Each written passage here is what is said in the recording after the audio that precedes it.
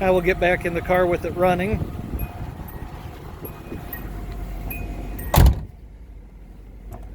About 900 RPM.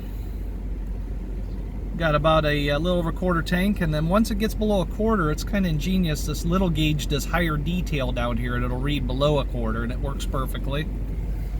Cruise control's down here. To arm it, you press this button. Little green light comes on, and then when you actually engage it going down the road, the light next to it'll read that it's actually functioning. And you set it from this lever over here. Rear wiper and rear defrost and rear washer down there. This here's your wiper control. Air conditioning, I know you can't feel it, but you have to trust me. It's about 85 degrees here today, and this is coming out very cold air, nice cold air. Stereo, 95.1 for 1982. It's decent. That's all you can say about these old stereos. It all works. Stereos are much better today, but gear shift, put it in and out of gear, nice and tight, the way it should be. Every gear. Little cubby compartment, T-tops, power windows up and down.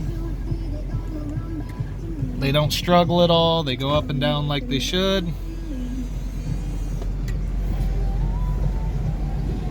Oil pressure, rev it up. Oil pressure comes up when I rev the engine. Goes back right where it should at an idle.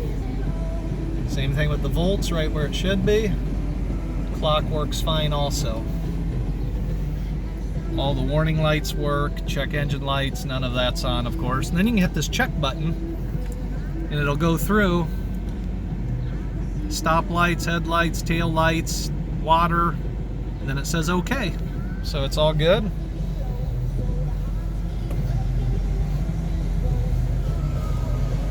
And then this light up here, that works on and off. Make sure it's in neutral as I get out with it running. When you open the door, then we can turn this to door up here, and it'll come on with the door, and it'll go out with the door.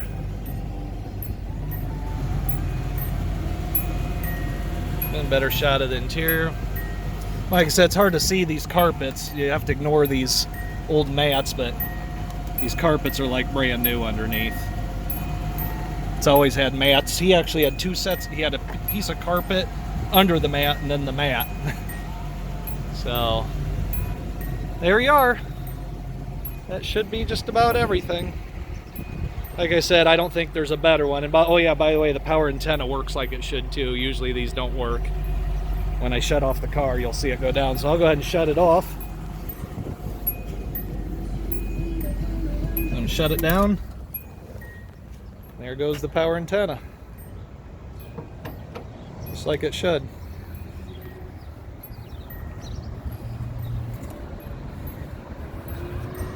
So 1982 Datsun 280ZX with 16,300 miles. I've drove it basically about 1,300 of the miles, or roughly 10% of this car's life I've been in. So very nice car.